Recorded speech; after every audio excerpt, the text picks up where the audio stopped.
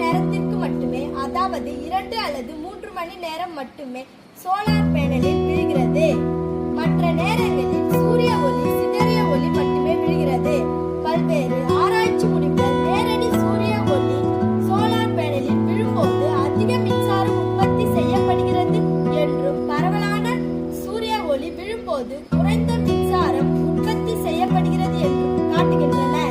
எனவே நேரடி சூரிய ஒளி நீண்ட நேரம் சூரிய ஒளி பலகையில் விழும் வகையில் நான் சோலார் பேனலை வடிவமைத்துள்ளேன். சூரிய ஒளி விழும் திசையில் கிழக்கிலிருந்து மேற்கு நோக்கி 180 டிகிரி கோணத்தில் சோலார் பேனல் சுழலும் வகையில் வடிவமைக்கப்பட்டுள்ளது.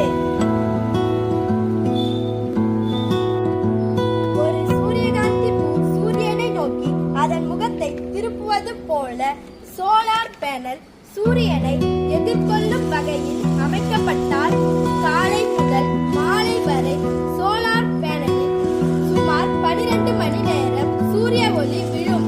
எனவே மின் உற்பத்தியும் 5 மடங்கு அதிகரிக்கும். இதை நான் ஒரு வோல்ட் மீட்டர் மூலம் ஆராய்ச்சி மூலம் உறுதிப்படுத்தி உள்ளேன். எனவே இந்த திட்டத்தின் மூலம் எனது முன்மொழிவு என்னவென்றால், சூரியகாந்தி நுட்பத்தில் சோலார் பேனல் அமைப்பதன் மூலம் மின் உற்பத்தியின் அளவை அதிகரிக்க முடியும்.